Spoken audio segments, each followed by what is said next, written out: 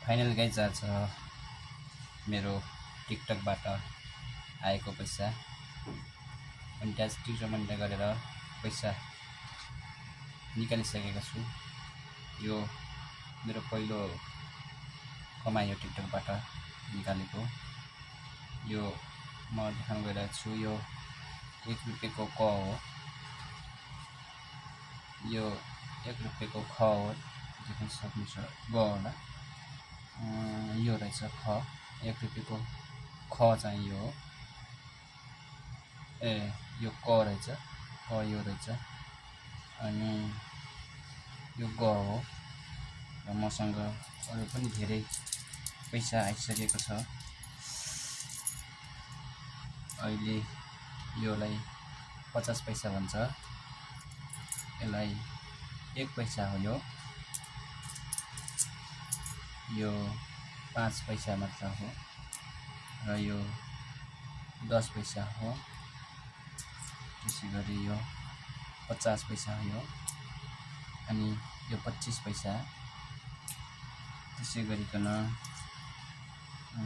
यो देख्न सक्नुहुन्छ 2 पैसा हो, अनि यो गाई पैसा। 5 पैसालाई यो गाई छ, गाई पैसा भन्छ। अनि यो हात भएको 5 पैसा हो। ल यो 2 पैसा देख्न सक्नुहुन्छ। अनि यो 25 पैसा हो,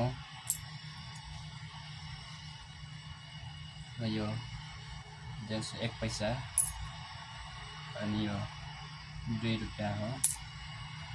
यो 5 रुपैयाँ, यो 1 रुपैयाँको दिएको हो, यो 1 रुपैयाँको हो।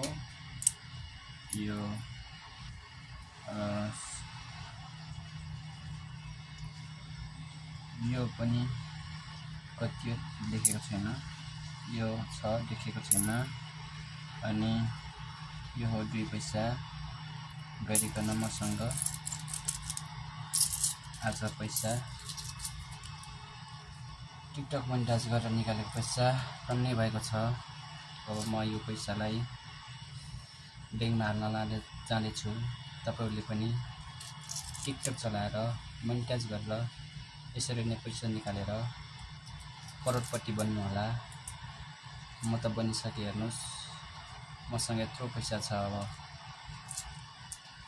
म ब्याङ्कमा जाँदैछु।